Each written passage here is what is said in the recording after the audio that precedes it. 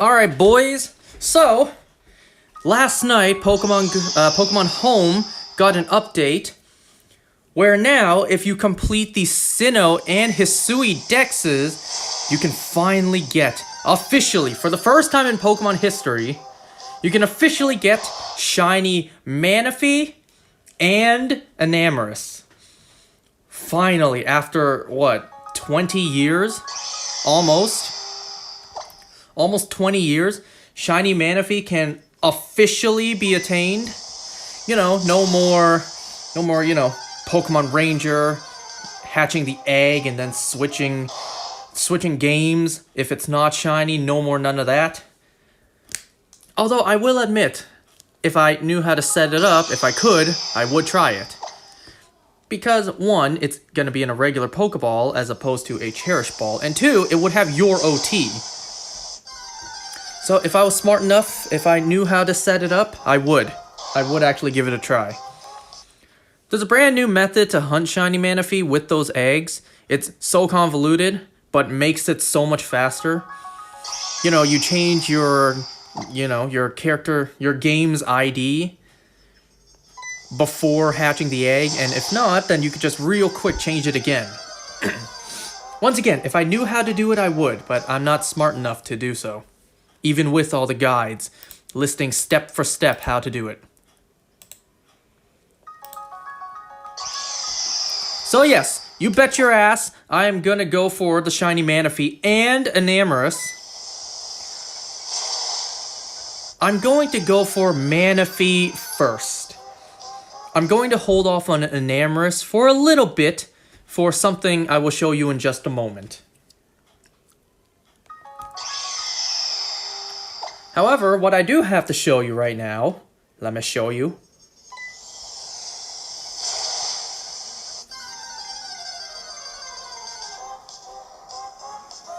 Let me show you guys real quick. Look over here.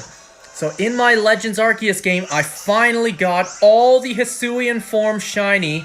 If you look in the corner over there, all of them in Strange Balls. So this challenge is officially done.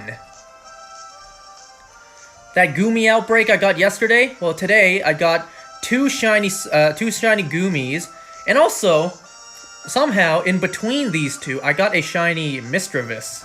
I somehow got a shiny Misdreavus with a dragon sandwich. And then I figured, why drag it out any longer? Today I also date skipped for a Bergmite outbreak and I got this. So there you go, all shiny Hisuian forms in Strange Balls. And yes, I'm counting these as well. It's not Hisuian form, but close enough.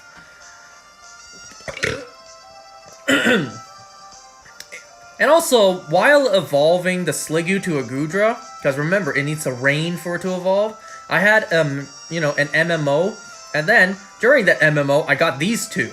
I got a shiny Machop and a Chansey.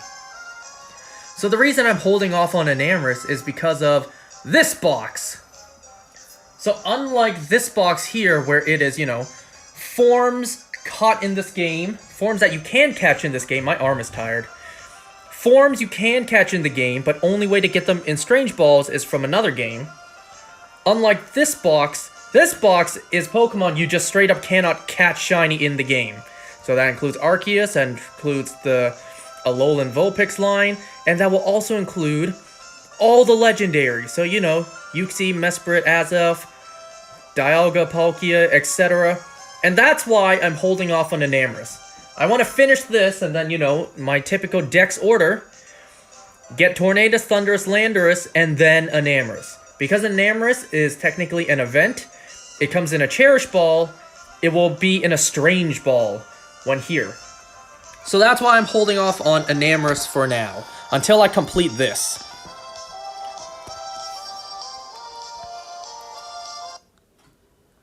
Oh, that was a long-winded explanation, whatever. So yeah, I'm gonna go for Manaphy first. And also, when I do finish all this, I'm gonna keep them in their, their own game. So the shiny Meloetta, that's gonna stay in Scarlet and Violet. Meloetta, what? No, yeah. Meloetta is gonna stay in Scarlet and Violet. Manaphy is going to stay in BDSP. And Enamorus is going to stay in Legends Arceus. That's what I'm gonna do.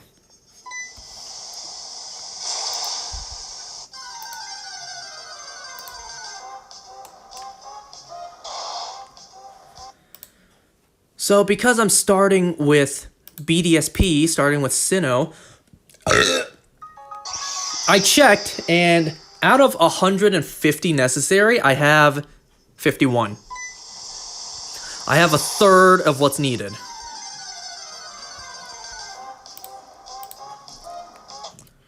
And then I think for Hisui, I'm only missing like 60. So, it's doable. I got 99 to register for Sinnoh. It's not that bad.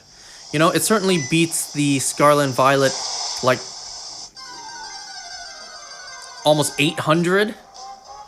So it's doable. Some of the more annoying things to do, like, I don't know, Magmortar and Electivire, where you have to evolve those painfully. Stuff like Lopunny, where it evolves with Friendship. Oh well, just gotta endure it. Actually, for stuff like the things that you have to trade held item trade evolve shouldn't be too bad, because if I'm not mistaken, you can just buy those items in Scarlet and Violet. They have to originate from BDSP. That doesn't mean I can't send them to a game where it's easier to evolve. It'll still count because they originated from the game. So yeah. And also, now that I'm done the Hisuian hunts, realistically, the very next thing I was going to do was, like I said, gonna go into BDSP. I was going to shiny hunt for Feebas to get a Milotic. I was gonna go for a Gyarados, a Skorupi. So you know what? I will take this small little break. I'll take this break from shiny hunting and complete the decks in order to get shiny Manaphy, of which I will put into BDSP. At least it's just 150, it's not that bad, that's doable.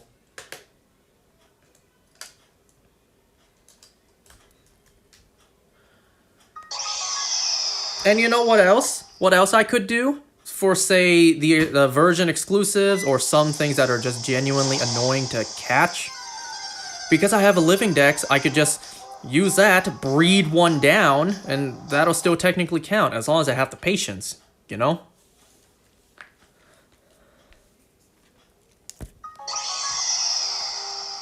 Ah, BDSP, the, forgotten stepchild for...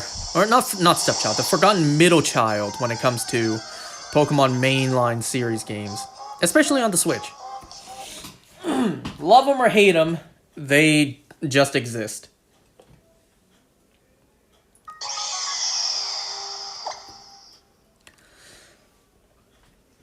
So, previously, I mentioned, like, wait, what's gonna happen with something like Spinda, where Spinda caught in BDSP cannot go into Pokemon Home.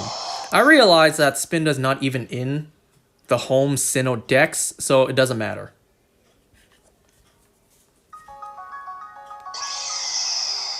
And also, because it seems like we're working our way backwards, we had this kind of event for Scarlet Violet. We now have it for PLA and BDSP. What do you think is going to be the case for Galar? What do you think is going to be the exclusive shiny there? My money is on Calyrex. Though, someone I speak to on Discord online, he said it might be Cubfu. It could be either one. Maybe they'll throw us a curveball and, give us two for one. I doubt they do that. So, my in-game Brilliant Diamond Pokedex is complete. 493 out of 493. Even though the shiny charm in this game is worthless, because it doesn't work.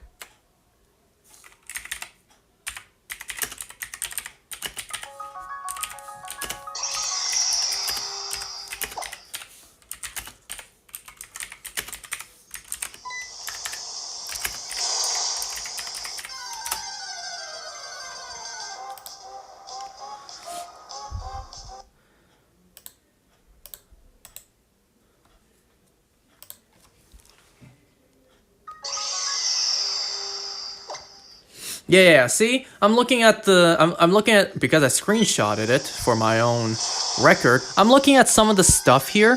Something like the fossils for Cranidos, Ramparados, Shieldon, Bastiodon. Those are going to be annoying to get. I'll just breed them down. I'll just breed them down and do it that way.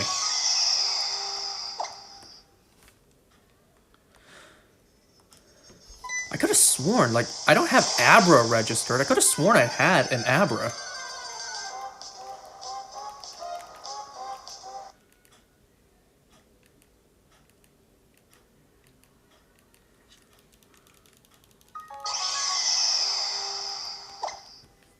I do have an Abra.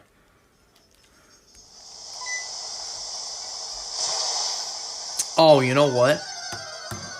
No, you know what? It's fine, it's fine. I was about to plug in my Shining Pearl to my other Switch, see, like, do I even have any progress there? Because if not, what am I going to do with the trade evolutions?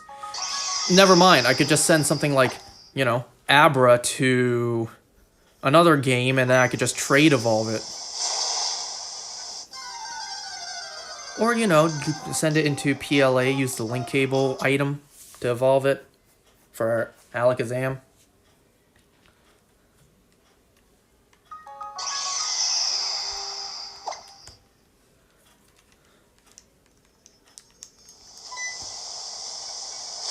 Oh, that's right. I had someone helping me trade for stuff in the past. He actually sent me a Cranidos. So I don't have to breed this down. I just have to, you know. I actually have 2, so I could just level one up. No, I have 3. Yeah, I have 3 Cranidos, all originating from this game. I could just not breed them down. I could just evolve one. Great. Less work for me to have to do. So actually, I do have my BDSP, my Brilliant Diamond, opened up on the side, and I'm going to do exactly that. I'm going to start working on this. So I have Abra down. I could just level it up for Kadabra and Alakazam. I need Magikarp and Gyarados. Well, I was going to hunt for them anyways.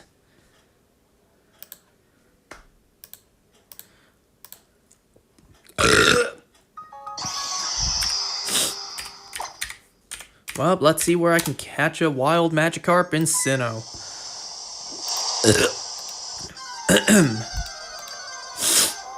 Wow, basically anywhere. Route 203, 204, 5, 8, 9, 10, 12, 13, 14, 18, 19, 20, 21, 22, 23, 24, 25, 26, 27, 28, 29, 30, Twin Leaf Town, Lake Verity, you get the idea. So okay, I can catch a Magikarp basically anywhere, and then I could just level it up for a Gyarados. I think that'd be much easier than me genuinely trying to find a wild Gyarados. I don't think any of my team members even have Surf. No. No, it doesn't. No, they don't.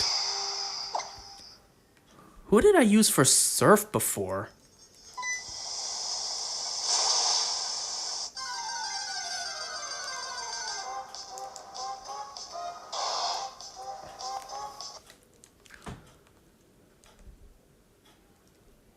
No, that Quagsire I have doesn't have Surf. I can just use a Rod for it, can't I? How do I fly again in this game? I do the poke catch thing, don't I? You know, when I was playing PLA earlier to evolve my, evolve into a Hisuian Gudra, man, I tell ya, I don't remember how to play that game. I'm not used to the controls anymore.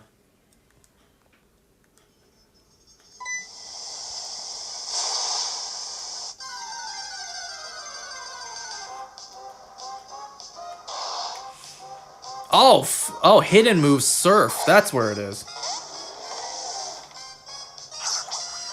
Anyway, so I just go to basically any body of water.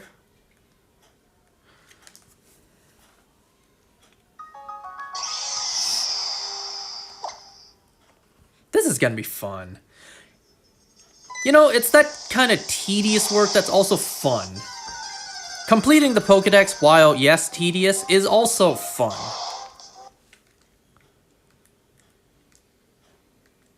Oh my god, the bike in this game controls horribly. How could I forget?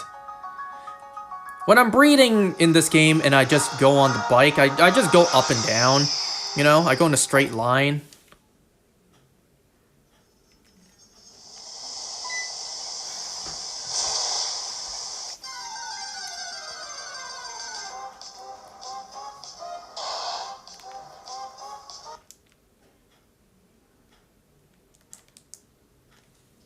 What the hell? For a second, my game froze.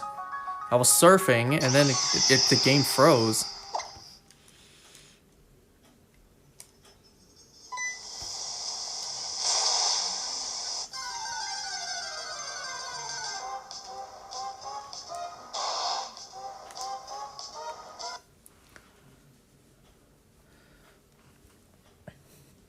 I still stand by my idea that, you know, the graphics in BDSP actually do look nice.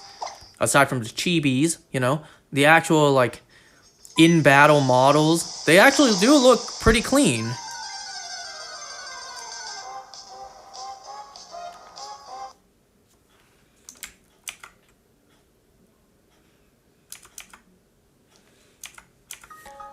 I need to see if I can even surf to catch a Magikarp, or does it have to be, you know, does it have to be with a rod? Because I'm surfing and I got 2 Psyducks.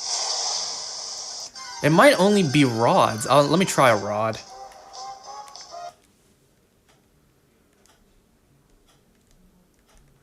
I can't use a rod while surfing?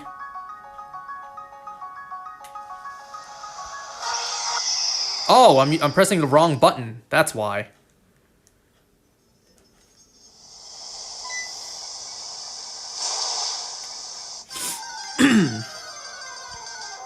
Yep, I'm only getting Psyduck, so I'm guessing Magikarp, you have to reel in with a rod.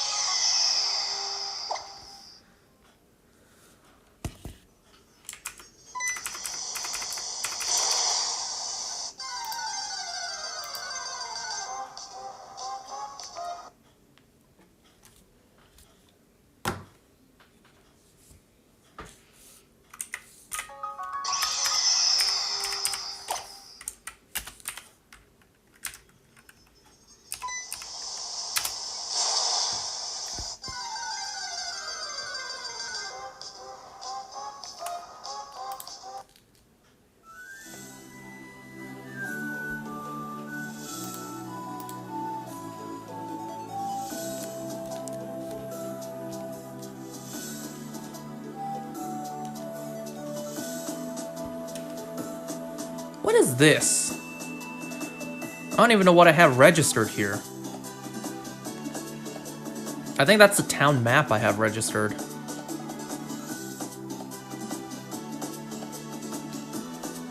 That's the Poke Radar. Then what's this? Versus Seeker. Well, yeah, I'm gonna replace the Versus Seeker.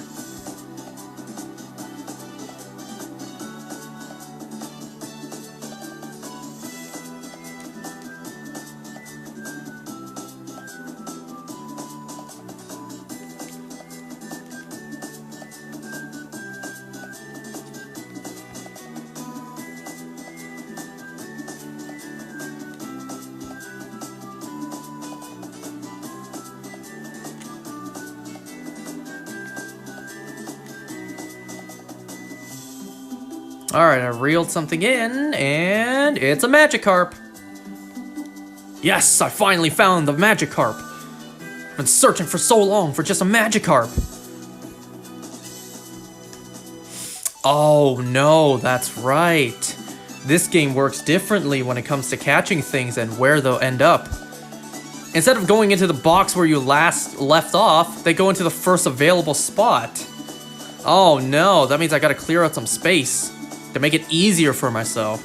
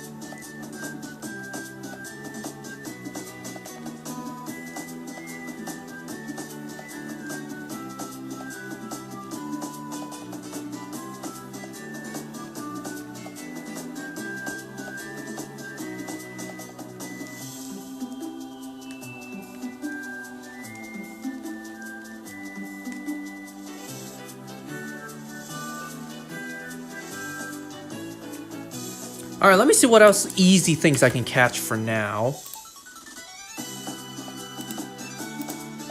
Oop.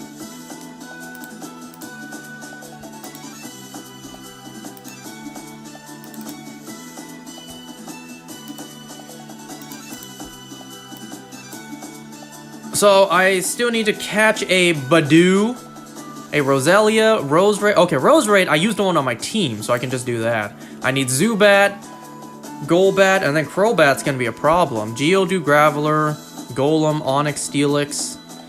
So, you know, those ones I can do for now. Oh, I need a Psyduck. You know what? I'm right where I need to get a Psyduck. I can catch it right now. Psyducks! Found a Psyduck.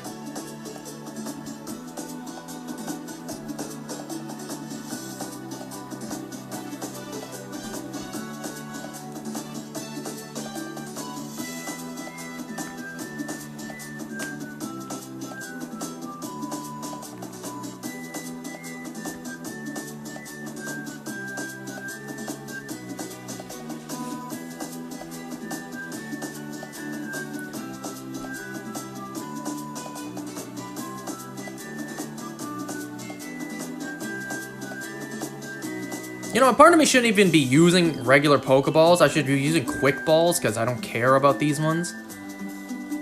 Here, you know what? I'm gonna use an Ultra Ball. How do I have 800 Ultra Balls in this game? When did that happen?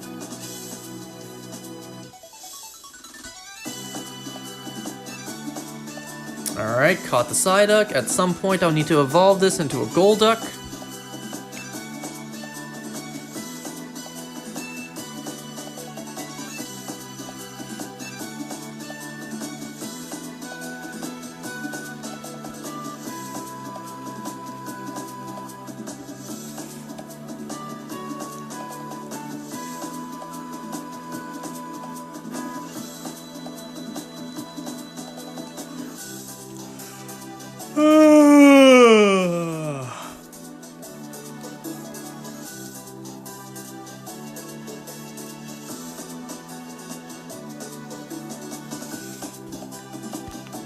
Okay, so Badoo, isn't that in like Eterna Forest?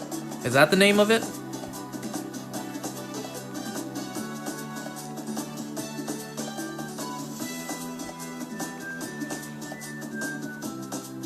Where is that?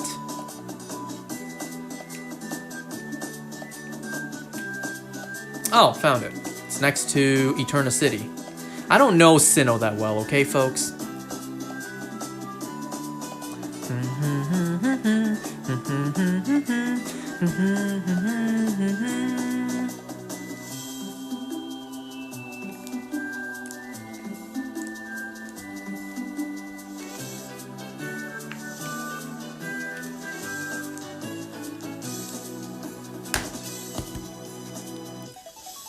Alright, I found a Wurmple. Do I need a Wurmple? Let me see. I do! I have everything in the Wurmple line except for Wurmple. I somehow have Silcoon, Cascoon, Beautyfly, Dusthog. I don't have a Wurmple.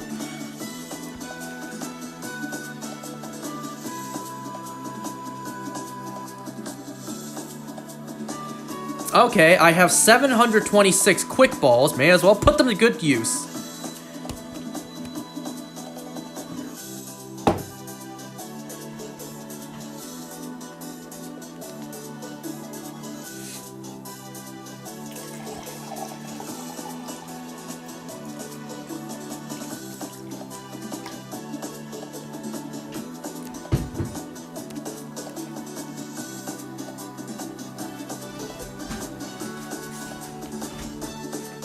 But I'm not here to look for a Wurmple. I would have been at some point, but not right now. I'm looking for a Baniri. Do I need a Baniri? Let's see.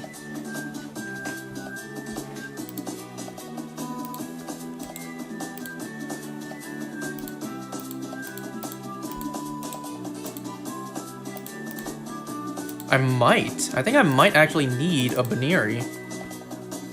I do. I don't have Baniri or a Lopunny.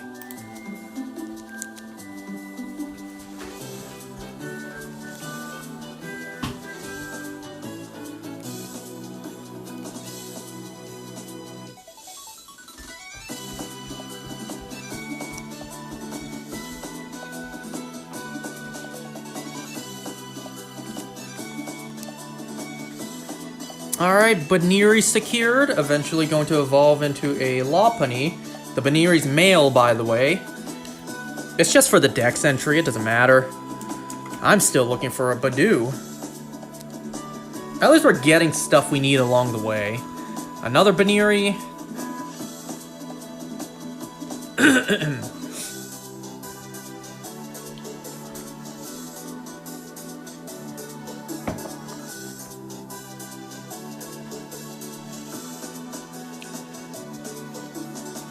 You know, just to make things faster, I'm gonna swap out my shiny Charizard from the top of my party, just so we don't have to sit through the sparkle animations every time. Speedrun tactic there. Alright, I got a Silcoon encounter. I don't need that.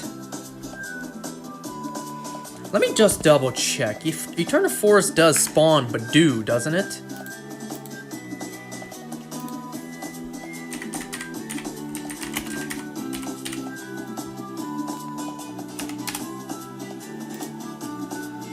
Sinnoh, let's see. Eterna Forest. Yeah, Badoo, BD, and SP. Yeah. Oh, it doesn't spawn at night? Oh, it doesn't spawn at night. Okay. Oh, but Wurmple does. Okay, good to know. So, I'll go after Badoo another time. Or, you know what? Let me just change the clock on my Switch. Well, how about that?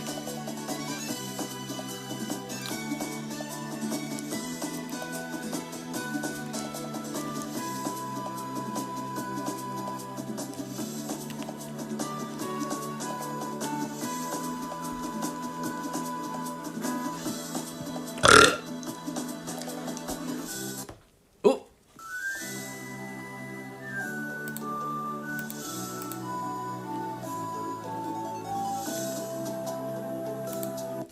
I think that's a sign to put on something else.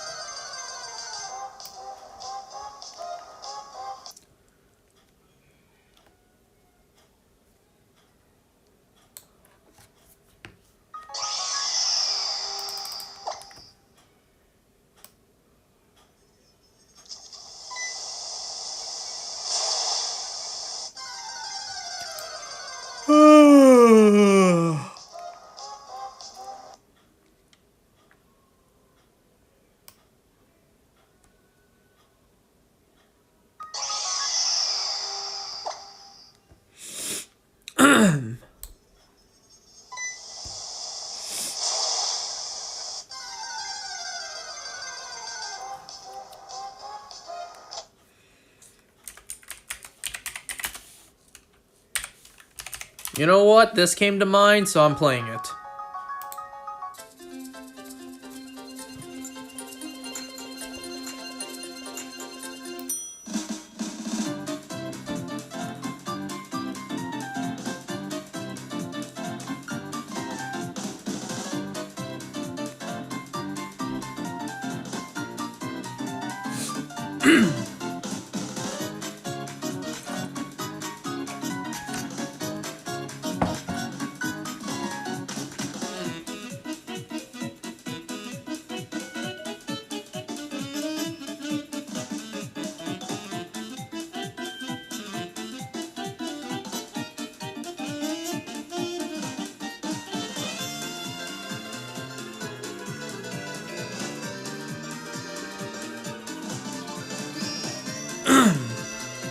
So this morning, I had to do something pretty unpleasant, but, you know, it had to be done.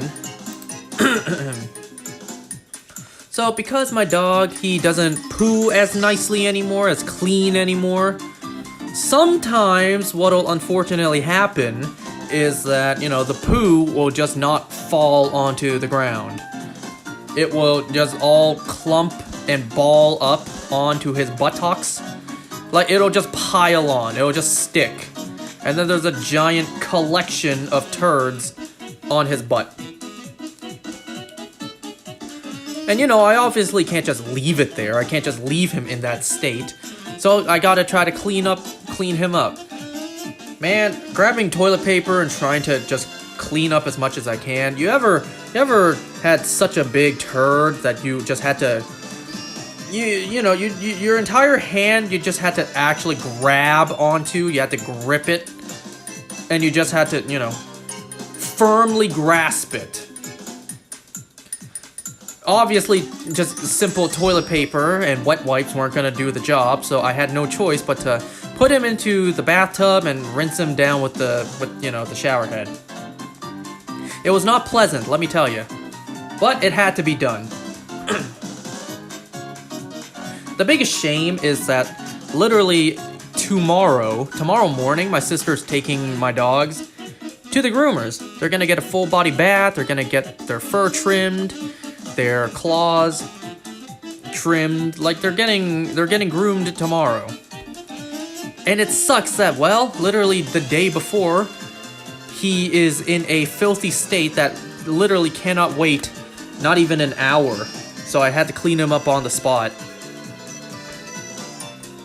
Alright, so I caught the Badoo.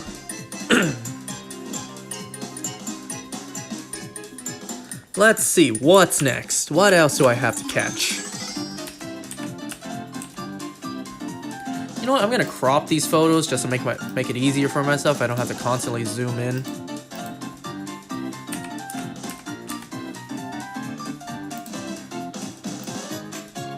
So I already have an Ambipom registered, thank God for that.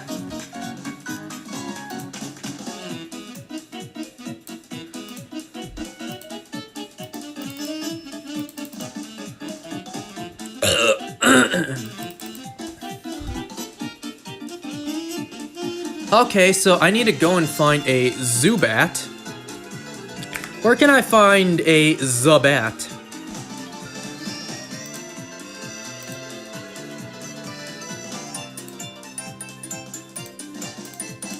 Well, probably in a cave. Where is there a cave in? Canalave? No, that says city, not cave. Dazzling Cave?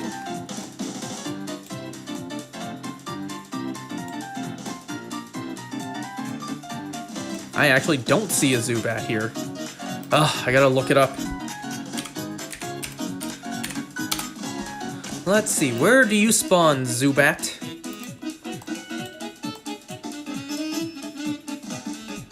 Route 203? Well, I'm guessing it's a nighttime encounter, right? Yep, night. 5%? No, 10%? There's gotta be a better place where it spawns more frequently. Hey, what about Orberg Mine?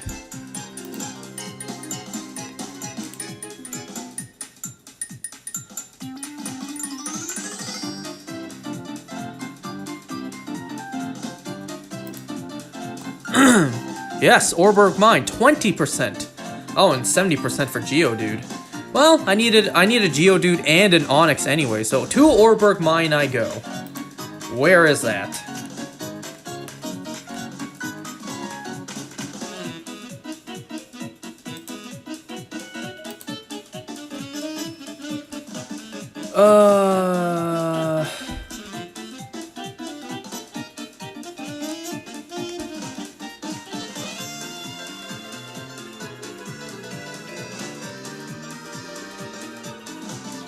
Orberg Mine. First of all, where's Orberg City? How about that?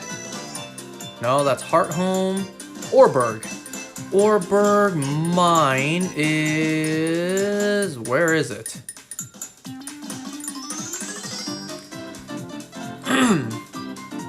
Whatever, fly to Orberg City first.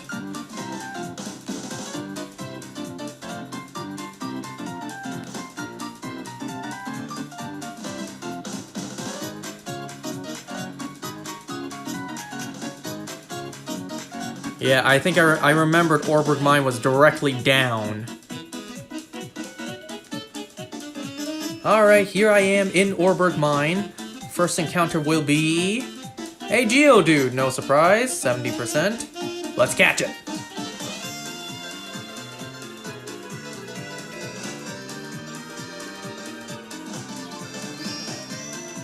Go, Quake Ball, as I used to call it as a kid. because I couldn't read.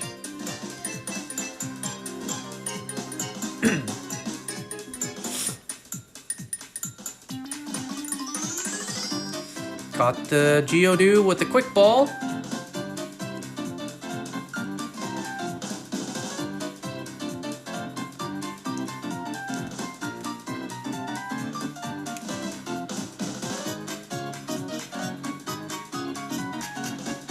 From talk now, rice eating time. You know what? Now that you said it, I don't even want to talk about it anymore. Today I only watched one episode of Daredevil. I was gonna watch more, but then I got lazy. I really was going to spend all day watching Daredevil, mostly just have it in the background, but then I got lazy. You know, there were other stuff for me to watch. Certainly not From. A couple of YouTube videos, you know, the new videos that would post today. Honestly, I wasn't even going to watch an episode of From for today, because I just kind of wasn't in the mood. But then I decided, fine, I'll tune in. I'll put this on. Alright, finally got a Zubat. I say finally as if it wasn't 4 encounters.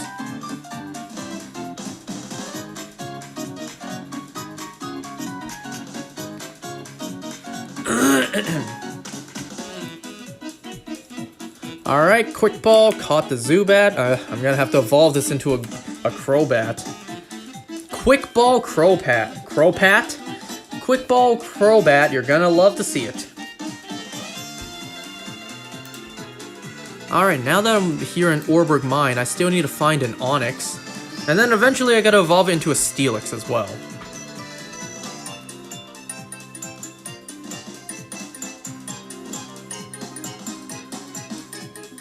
Nope, that's still a Geodude.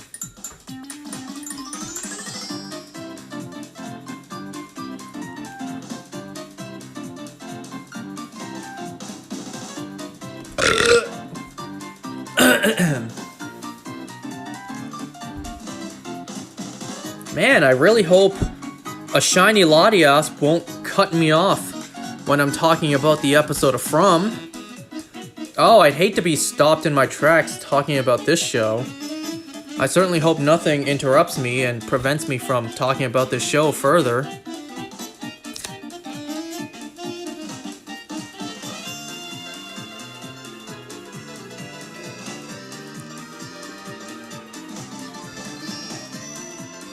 Yo, episode 2 should have been a banger though. Man, you ruined the surprise. Because for today, instead of being negative towards this show that is, you know, greatly deserving of it, I actually have some praise to give it, because Season 2, Episode 2, was actually a good episode. The episode was actually good. Mostly. You know, mostly. It was like 90% good. There was a storyline that's just like, what the fuck, man? But like, finally, we got an episode that's actually pretty good. I've said it before, you guys know me. I will give it praise where it is deserving.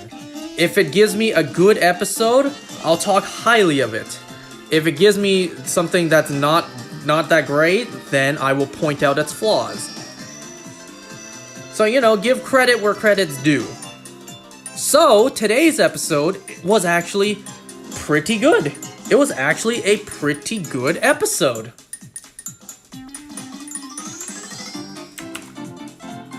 Oh, finally, I got an Onix. Yes, this thing is like a 10% spawn.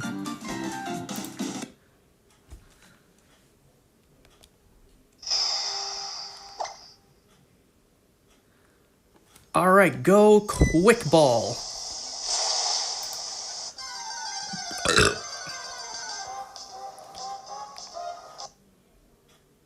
And caught it.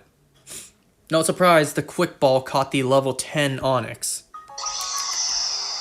Alright, let's see, what else do I need to catch? I already have a Machop, but I'm missing Machoke and Machamp. Well, Machamp, deal with that later. I think I have a Machop somewhere, so I just need to level it up. I see Vespiquen. Yikes. Aw, shit. You know what? When I shiny hunted for a female Combi by breeding for it, oh, I shouldn't have released it all now. I should have kept one to evolve. Whoops. Well, I didn't know this was gonna happen. I didn't know we were gonna get the shiny Manaphy as an event. Hey, Buizel. I can catch a Buizel. I caught one for my team, but, you know, it's evolved into a Floatzel. So now I need to go and find another Buizel. Where can I find a Buizel? Let's see. Let's see. Buizel. Let's see where Buizel spawns. Gen 8. Route 205. Let's see. Route 205. 205. Buizel spawns... Okay, just walking. 205, wasn't I just there?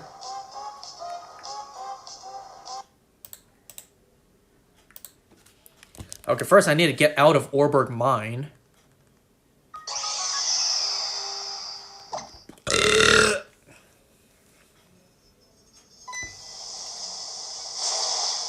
No, leave me alone, wild spawns.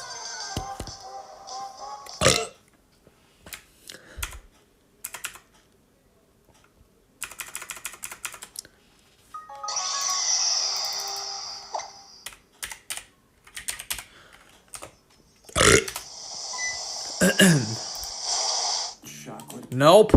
Not. Don't you play a Reese's ad? I don't want chocolatey, peanut buttery, melt in your mouthy. Or was that a? Was that a different ad or whatever? You know, this is not the right song to have playing when talking about From, but whatever. We're gonna stick with it.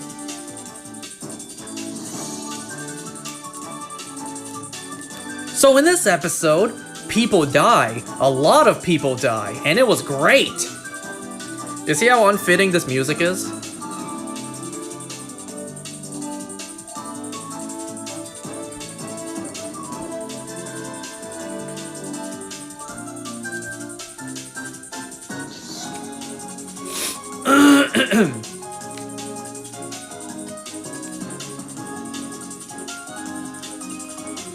Yo, buddy, let me ask you something real quick. I've asked you this before. When are you gonna watch a show of mine, tell me an episode was really great, let's discuss it? When's that gonna happen, I'm watching your show, I'm about to talk about an episode that's actually pretty good. When are you gonna do the same for me, huh? When's it gonna be my turn, When are you gonna watch one of my shows, tell me the episode was really great, let's talk about it, let's discuss what happened there? When's that gonna happen?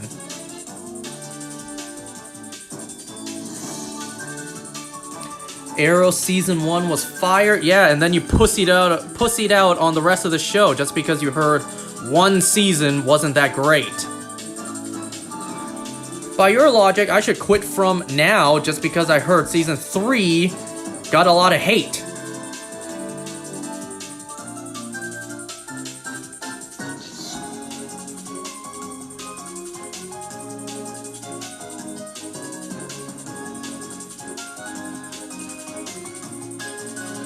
Alright, here I am, 205. Where's this Buizel at?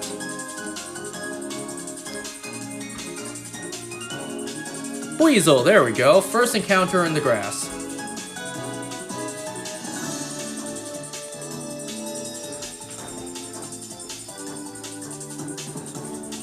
Alright, so this episode of fucking From.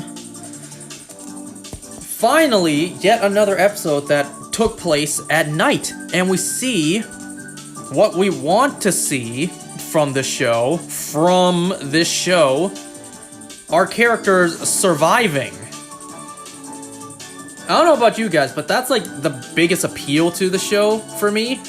You know, one thing, learning answers would be nice. At this point, I'm just going to accept that's not going to happen, so that's out of the question.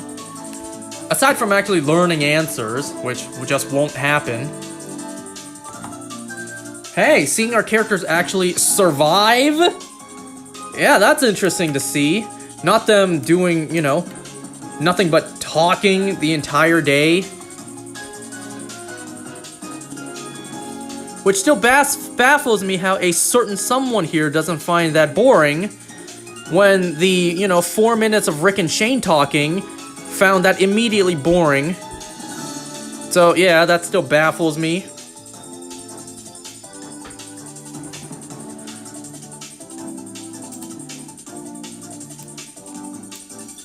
Let's see. Oh, Cherubi and Cherim. I'm gonna have to breed for those. Shellos and Gastrodon. Where do I get them? Where do I get an Apom? Well, looks like I got some breeding to do. In-game.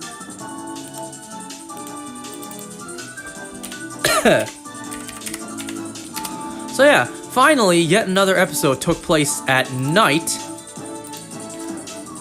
Where majority of the show so far has taken place during the day. When least exciting shit happens.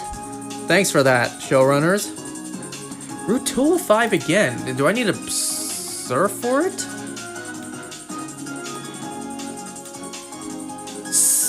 South. What do you mean south? Route 205 south? Where's that?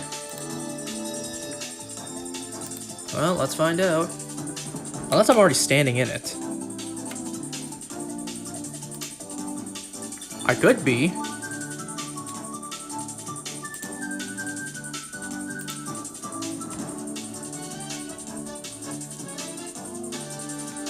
Route 205 south. I'm gonna assume I'm in the south. Let's see if I can find a Shellos. I found a Shellos. Okay. Alright, so yeah. Last episode, Donna and Kenny scared everyone with their guns into the buildings. Jim. I think the dude's name was Tom. The guy who ran the bar, his name was Tom. And then we get this third random NPC background character, kill-offable character. I think his name was Brick. Not even Rick. Like Rick Grimes. I think his name was Brick with a B. Unless I misheard. Whatever, it doesn't matter, he died anyways. So, I gotta say, this episode was indeed frustrating, but in a good way. How? How was it frustrating in a good way? Well, it was frustrating in the sense, like, we once again have to deal with characters brand new. You have to introduce this idea to them, and realistically, no one would believe them. It's frustrating in the sense, like, you're Donna, and you once again have to tell someone, oh man, here we go again. I gotta tell people again. They're not gonna believe me again.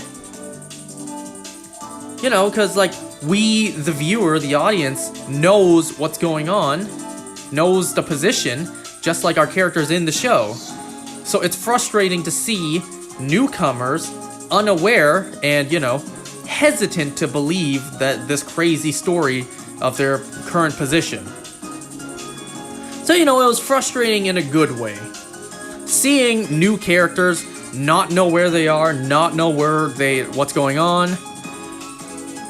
Completely, not believing what's going on, which, once again, makes sense why they wouldn't believe it. And you know what else I find frustrating about this show? And they've done this since season 1. Since literally, I think, the second episode. They cut out the explanation. All of it happens off screen, which is so annoying. Remember back in season 1, when the characters we've met and are following, the Matthews family, Donna explained to Tabitha about their situation? It happened off screen. One scene it's like, I'm about to tell you the worst story of your life. It cuts to another scene with different characters, cuts back to them, it's like, alright, so now you understand everything. That's so annoying. Why can't we see Donna explain to the characters, word for word, what's going on? And they did this like 2 or 3 times in the episode, this episode alone. It happened when Jim and I think his name was Tom were pinned under the house with that one guy. It happened in the diner with Donna and everyone else. It happened with Christy explaining to her girlfriend. So, no matter what, we just cannot get the explanation. We cannot hear the explanation for ourselves. It always happens off screen, which is so annoying. But anyways, so there's primarily, I believe, 3 storylines, kinda. So I'll just talk about them one at a time, I think. So we follow with Boyd and him somehow now in a dungeon. This was the part of the episode I did not like, because it made no sense. But then again, what in this show does make sense? So we see Boyd teleported to this dungeon with the dude chained onto the wall. I think his name was Marvin or Martin. I think it was Marvin. And he says some stuff like, "The monsters are just the tip of the spear." So you're telling me there's more? Martin? Okay. So you're telling me there's more? The monsters aren't even the worst thing? Well, great. As if we didn't already have enough to deal with. As if we literally have gotten answers for nothing. Now you're just gonna add more. Thanks. He's chained to the wall. How he got there, why he's there, who knows. But he kept on teasing like, "Oh no, it's too late. They are coming." It's just like, who the fuck are they? Please finish your statements. Nobody in the show ever does that. They always leave it, what's the word I'm looking for? They always leave it vague. They never finish what they're saying. They never explain. It's always just, "Oh no, they're coming. They're so much worse. You have to get out of here." But whatever. So Boyd, refusing to leave him behind, he tries to break him free from his shackles. We hear this music box playing. So far that served no purpose, besides just to confuse Boyd and us, the viewers.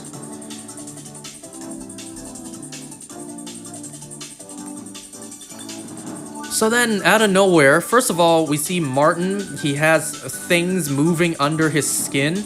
At first, I thought maybe it would be the same as Sarah.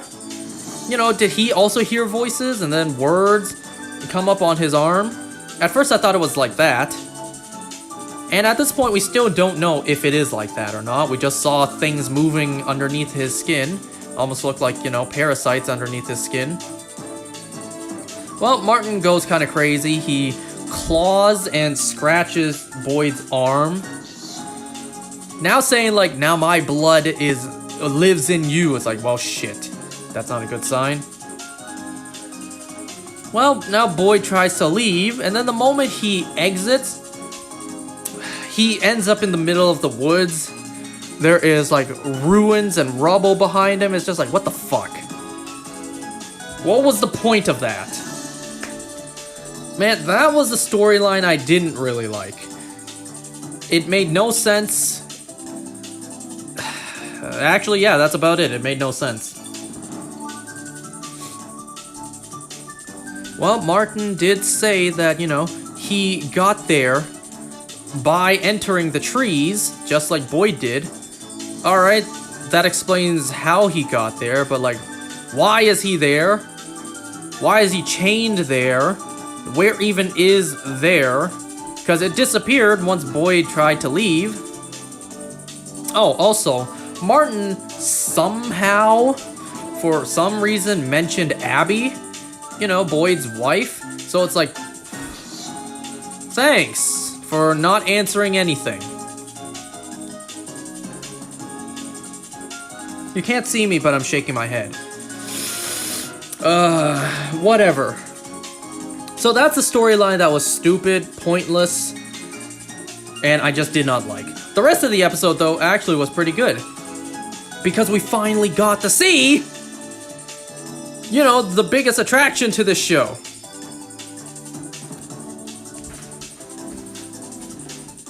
It isn't pointless, you'll see why later. Them actually answering something? Impossible.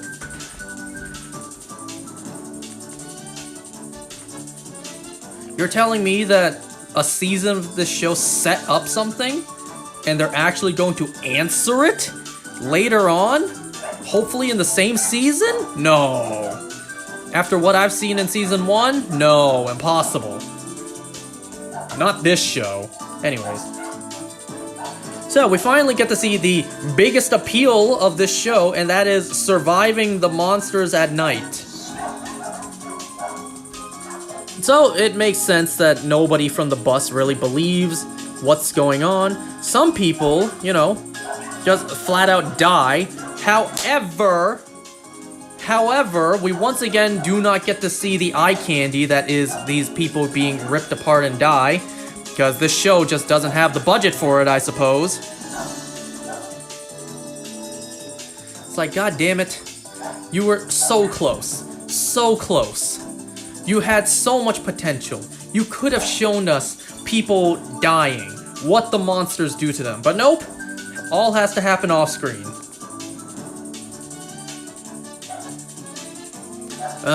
So we see the scene with Christy. She's talking to her girl, her woman, who I don't remember the name of just yet. Understandably so, she's upset. She felt like Christy left her family. Her girlfriend even said, like, you know, she went to the police, and here you were all this time, not even 2 hours away, with people with guns. It's almost like you joined a cult. And I get that Christy's emotional, finally getting to see her again. It's like, once again, what a coincidence. Out of everyone who could have shown up here, she showed up. What a coincidence. How lucky. But anyways, or rather in this case, unlucky. Whatever. I get that Christy is emotional, but, you know, if I was there, I would have just flat out said it all. I would have just been blunt, straight up. Alright, listen to me, okay? The reason I haven't been able to contact you is because I'm stuck here. There's something weird about this place. We cannot leave. You have to remember, like, this argument goes a long way. You could be like, I would have done anything to get back to you. I would have done anything. Of course I tried to get back to you. If I could have, I would have been back with you long ago. You have to believe me. I have been trapped here with no way to communicate out. However, the sad part is, even if Christy said any of that, it all happened off screen. People in the diner are restless, you know, they don't know where they are. People with guns are holding them captive, telling them monsters will kill you at night if you go outside. So this one dude who looks like, what was his name again? What was it, Sid? From Toy Story? Yeah, he, you know, grabs Kenny's gun and then he threatens to go outside with Kenny. It's like, you know, there are people out there screaming. If there are really monsters out there, let's see. How about you and I take a walk outside? Man, I was kind of afraid. It would have been great. It would have been awesome to see. Of course, I don't want my man Kenny to die, but it's like, damn. That would have been interesting as hell to see.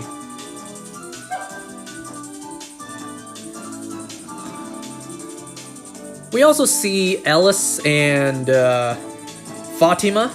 You know, they're trying their best to yell out and call anyone left outside back in.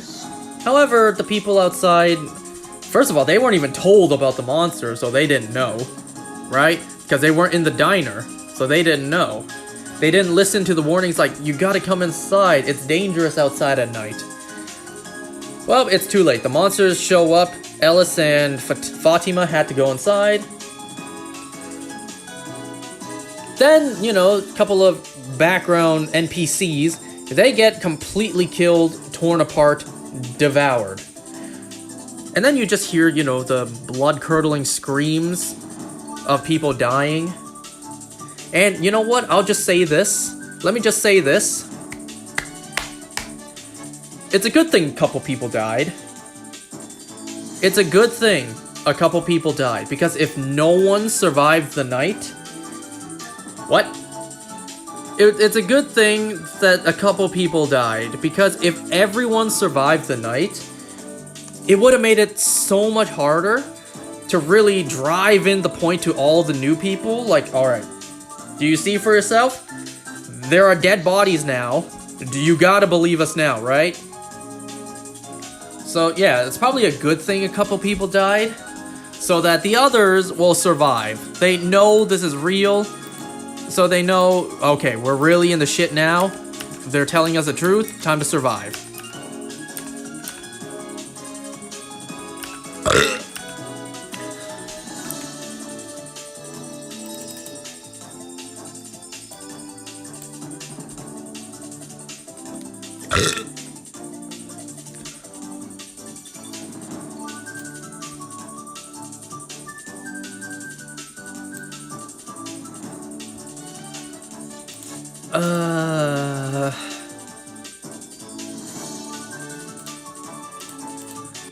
How's it been 20 minutes of hearing Rainbow Road already? I've been talking about From for 20 minutes already?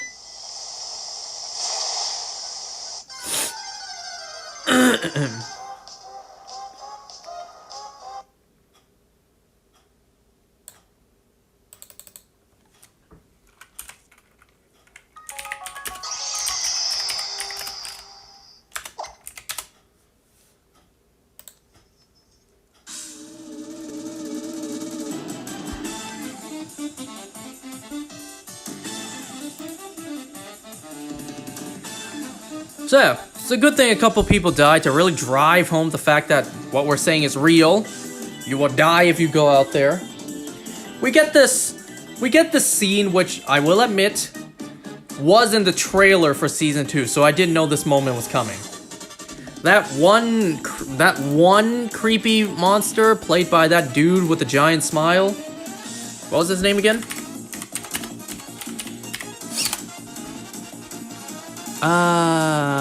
What was his name again? Well,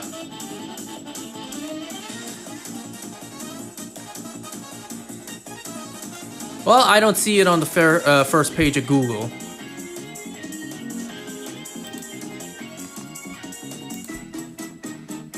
Whatever, he goes into the bus. First of all, I'm just thinking like, wait a second. You're telling me nobody thought to throw a talisman into the bus and close the door? Because we've seen with the flipped over RV in the first season, that works. That still works. Yes, everyone's frantic. Everyone, you know, is panicking. Everyone, after the gunshots, were rushing into the diner. But you're telling me nobody thought to maybe quickly grab a talisman, throw it into the bus just in case?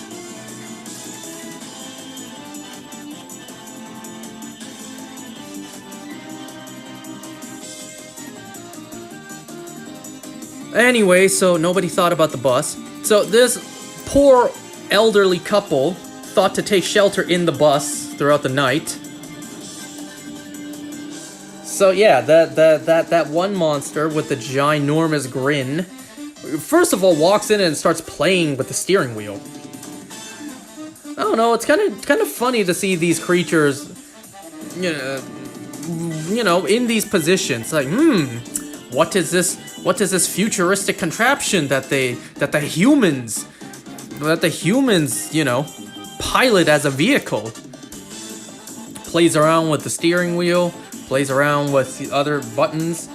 He turns on the lights in the bus, and then, you know, he hears the elderly couple, the poor elderly couple in the back seat hiding. And of course, he shows his true face and completely rips them apart. Off screen once again. Jim, Tom, and that one other guy, I think his name was Brick, are pinned under the house, and understandably so, the new guy, he doesn't know the position he's in. The whole house just collapsed on him. So he's pinned down, he's panicking, and our other two have to try to tell him, you gotta shut up, you gotta be quiet.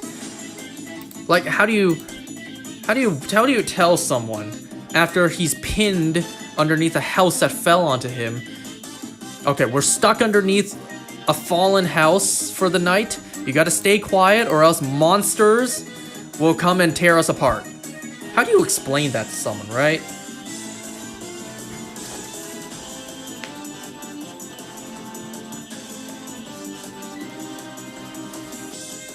Well, understandably so. You know, he panics from time to time. And also, it seems like he has some sort of internal damage because he coughs out blood. That can't be a good sign. And then later on, he just flat out dies. Because I'm guessing something inside was damaged. So a lot of blood comes out his mouth, and then he just straight up dies on the spot. And then our poor man, Tom. I think that was his name. The dude who ran the bar. A monster, you know, makes its way underneath the rubble of the house and completely goes to work on him. Lucky for Jim, though, that thing didn't notice Jim, so Jim survived. Talk about plot armor. And I gotta say, poor dude, because, like, what a bad way to die. It's one thing. It's one thing to be powerless, one thing to be torn apart, eaten alive, and you're awake, feeling every moment of it. It's another thing for all of that to be the case, and you're pinned down. You're pinned down, you're stuck, you literally have nothing you can do. No, I find the more, you know, blood-curdling deaths are the ones where someone's literally pinned or in a position where they literally cannot get out, and then they're dying, and then they get torn apart. I mean, look at what happened to Aiden in The Walking Dead. My God, that was a horrible death. That was so graphic. That death is 1,000 times more graphic than literally everything I've seen in this show.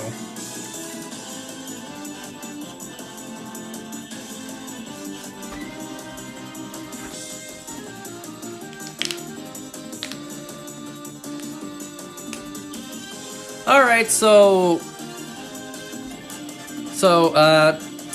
Victor and Tabitha, they managed to escape, but then they go into a truck that Victor has, you know, made his own. But there's no talisman in there, so he has to be quiet. Eventually, something shows up. They don't know what. It turns out to be Boyd. Boyd somehow found the truck. And also, while Boyd was in the middle of the woods, his vision starts going blurry as a whole bunch of monsters walk past him, hiding behind a tree. So, you know, what's going on with him? At first I was thinking, you know, is he now immune to these monsters? Is he now invisible to them? No, clearly not. When you see as many theories as I have on Walking Dead immunity, yeah, it makes you think sometimes. So at first I thought, did Martin cutting Boyd, and then, you know, his blood is now in him? It's like, did that make him immune? Make him invisible to the monsters? No, I guess the monsters just genuinely didn't see him.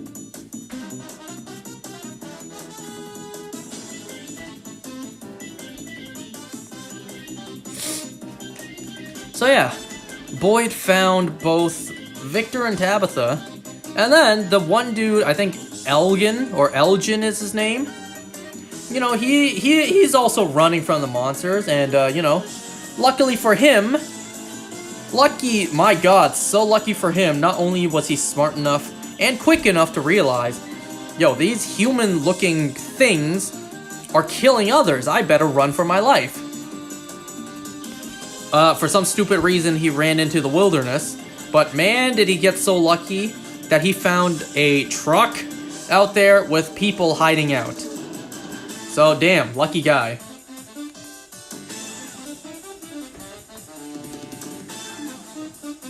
Oh, right. There was also the storyline with this, young couple.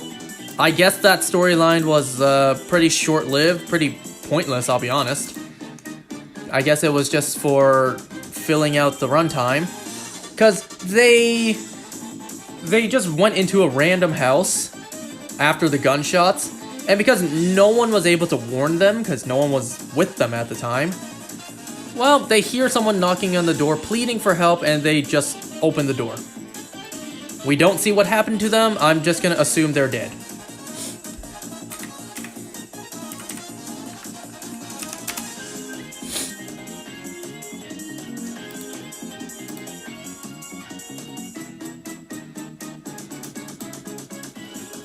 Did I miss anything else? Oh yeah, while Boyd got out of that, Dungeons and Dragons place, once again that dog showed back up to lead Boyd to safety. But then we don't see the dog again. I don't know anymore. The bus scene with Smiley, I already mentioned that. Anyway, so, well, it's daytime. It's daytime now. Julie frantically panics, yelling at the house like, is her dad alive or not? They see the dead carcasses of Tom. So, it really drives home that, yes, this is real now. This is indeed real. So, that bus driver goes into her bus and then sees, blood everywhere. 2 dead bodies, so even now she believes.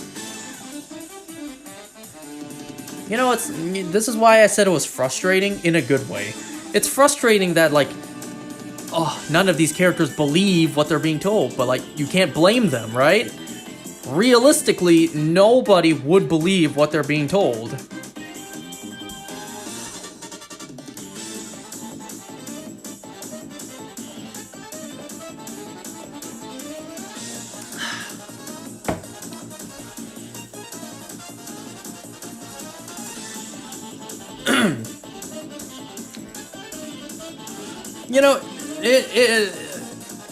It may be the fun kind of frustrating, when it comes to new people joining the cast and them having to learn what's going on. It's frustrating in a good way. Though, it's just on a different level when it comes to, say, Walking Dead, early days of the apocalypse, where, it's not just new people learning what's going on, everyone's learning at the exact same time, right?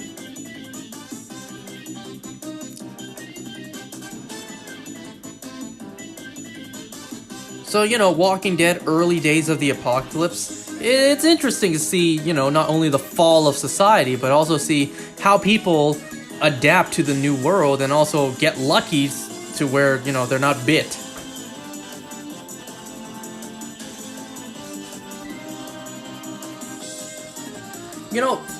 Fatima had a chance to do exactly what I've been saying for someone to try. That is just simply talk to the monsters. She just, yells at them saying, fuck you. And then the monsters just said, you'll feel better if you come outside. I suppose the monsters would just say that, If you ask the monsters through a window, what's going on? Where are we? Why are you hunting us? I suppose they would just say, come outside and we'll tell you. Come outside and, we'll answer everything. I suppose they would say that. But, it wouldn't hurt to try. And I don't mean try by going outside and getting answers. I mean, just try asking through the window.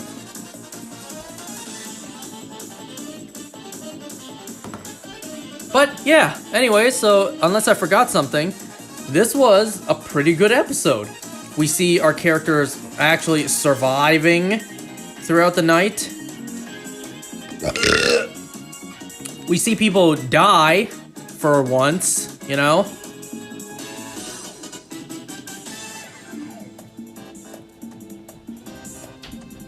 There were no certain characters in this episode. There was no Jade, no Nathan, no Sarah. There's still no Sarah yet. We don't know what happened to her.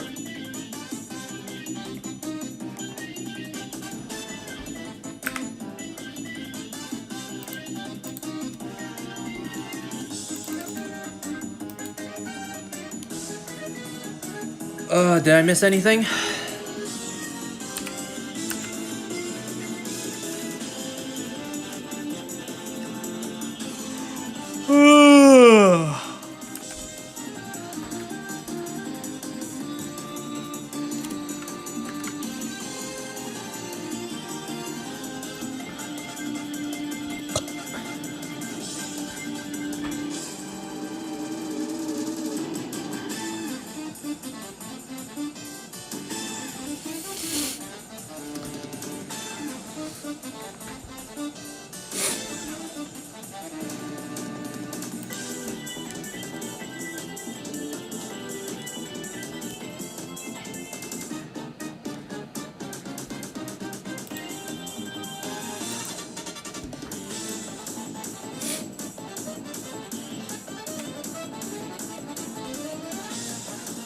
So at this moment, I still don't know what the story spanning storyline will be, or the season long storyline will be. So far, the first 2 episodes have just been dealing with the aftermath of season 1. So I don't know what the storyline's going to be that'll span the whole season.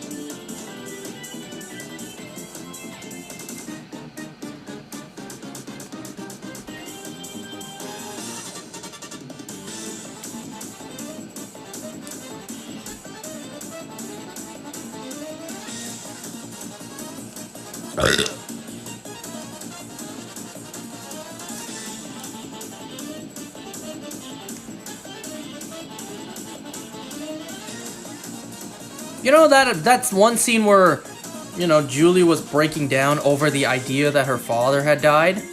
Yeah, once again, fantastic acting by Hannah Cherami. So yeah, good job to her.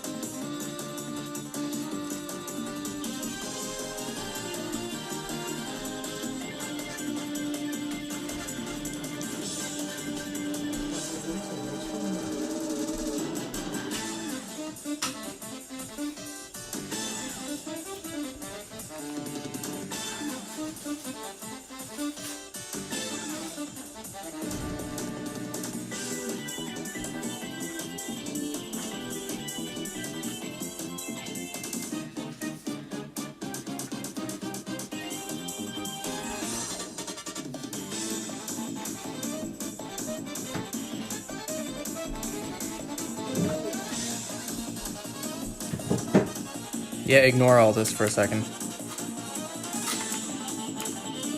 Well, I suppose right now I should also find what other song to put on, because how long have I been listening for? Also 18 minutes. Let's see what else I can put on.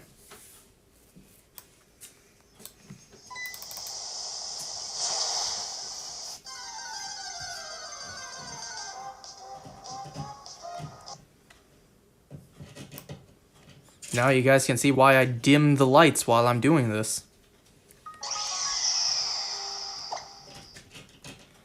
Because now you can see all the details on my screen, you can see all the fingerprints and dried spit on my screen.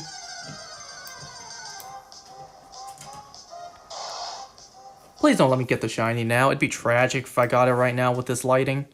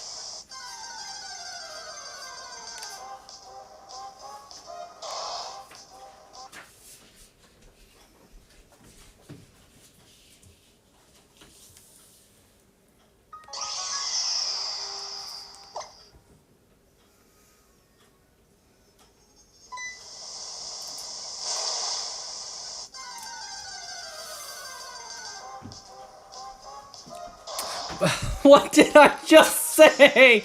I did get the shiny with this lighting. No!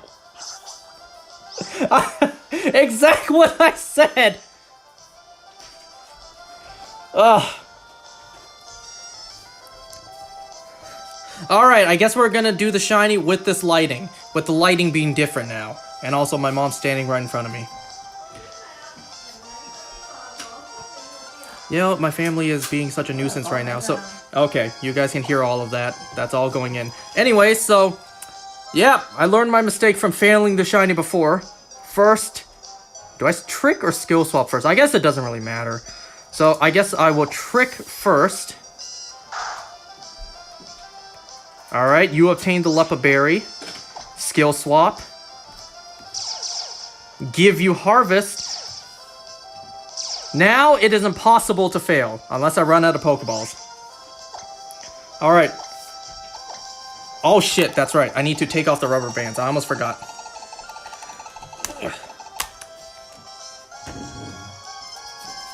Alright, rubber band is off. Go over to... Oh, now it's hard to decide. Do I go to Blissey first for Thunder Wave, or do I go to, you know, Scyther for False Swipe? I guess I'll try to Thunder Wave it first, even if it bounces it back to me.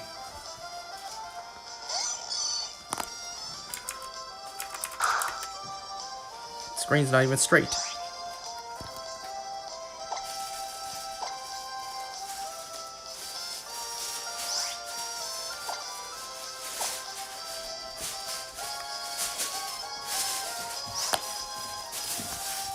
Okay, now I'm gonna throw down a Roto Catch.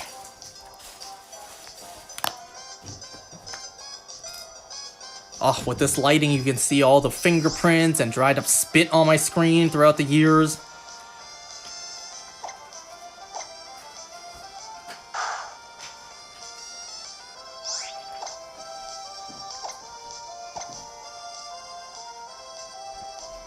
If you're wondering why the lighting is different, my mom came in and is doing stuff.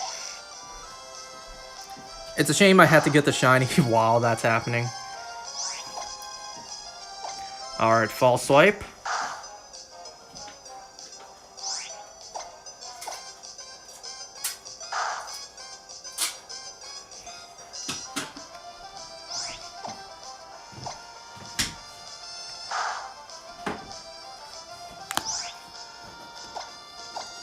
Alright, time to redeem myself after I failed this last time.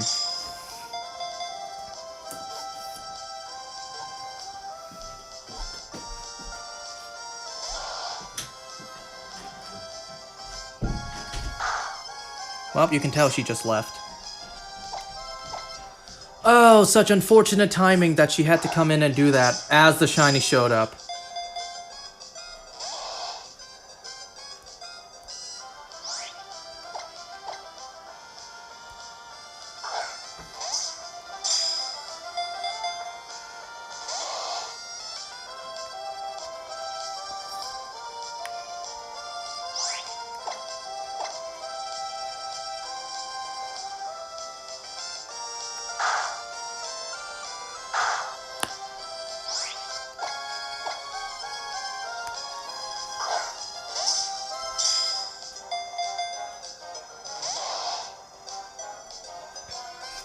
By the way, you see the difference in the lighting now? You no longer see the fingerprints, all the residue of spit on my screen. You see why the lighting is dimmed when I do this? Aside from the fact that it makes the screen actually look better. Finally, I have redeemed myself after failing Shiny Latias before.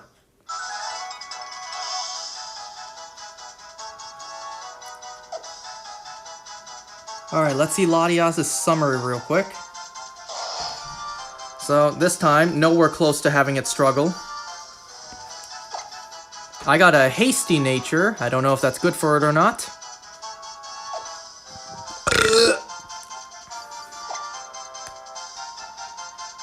I guess place it back in my bag.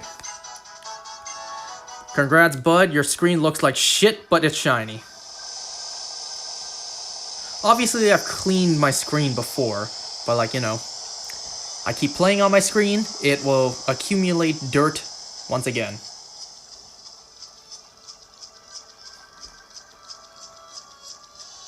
So, hey, we actually did get Shiny Latias before it hits the month of February. That's good. It would have been no big deal had this bled into February. It would have just been nice to get this before the new month.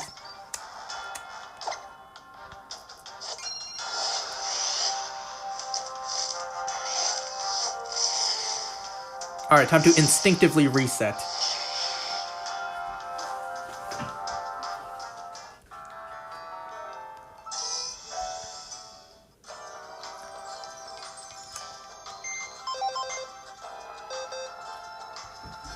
There you go, look at that. Shiny Mewtwo and Shiny Latias. We have 2 out of 6. Mewtwo, Latios, Kyogre, Groudon, yeah, 6. 2 out of 6 Shiny Mega Legendaries have been caught.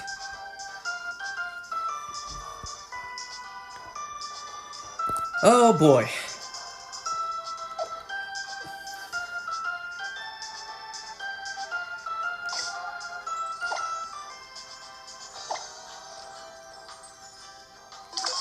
You know what my family might make me do now? Now that I'm done this and I'm about to end? I didn't even get a chance to talk about Secret Level. Whatever. Does anyone really care?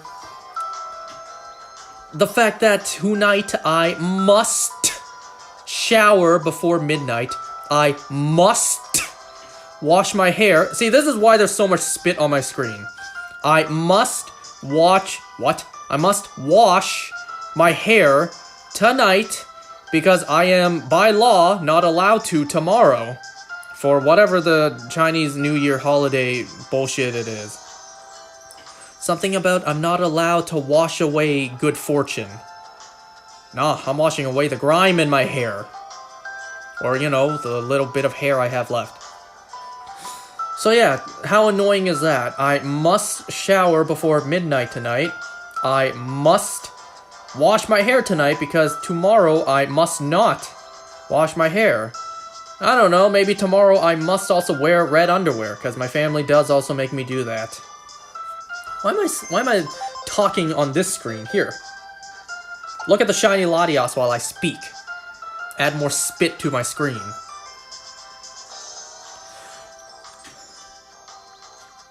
You got burr poop in your hair? Well, you gotta live with that for a few weeks. What the fuck you mean weeks? I don't give a damn about this holiday to begin with. A bird shits on my head, I'm coming home immediately and washing my hair. You know, typically not good things happen when I don't wash my hair in the morning. Because the reason I wash it in the morning is so that it's clean, dry, and puffy for the day. The puffier my hair is, the more it hides the bald spots. So if I wash my hair at night, well, it's gonna accumulate grease once again throughout the night when I'm asleep. And also, when I wake up, I'll have bedhead, so it just won't look that great. It'll look worse than usual, which is already pretty bad. But, whatever. If I'm defiant, or, you know, if tomorrow I genuinely need to wash my hair again before going to work, I will. I do not care. It's a bullshit holiday anyways that I would never celebrate, you know, if not for my family. Anyway, so we finally redeemed ourselves on Shiny Latias. Next time, of course, will be Shiny Latios time. So yeah, I'll see you guys then for that. Damn, such a shame that Shiny Latias did not cut me off talking about From. But hey, Shiny Mewtwo, right? And Latias. So that's 2.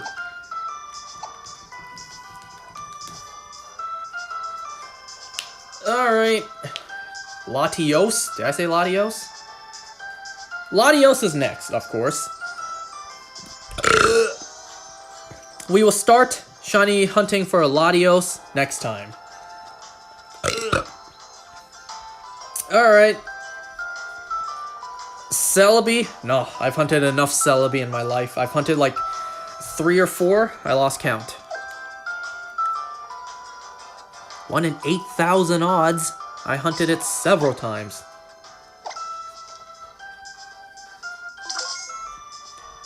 A Jirachi. Maybe one day. Alright, I'm gonna end here. Thanks for watching. We got the shiny. It's time to go. Nothing else to do. Next time, we will start the hunt for shiny Latios. Alright, bye.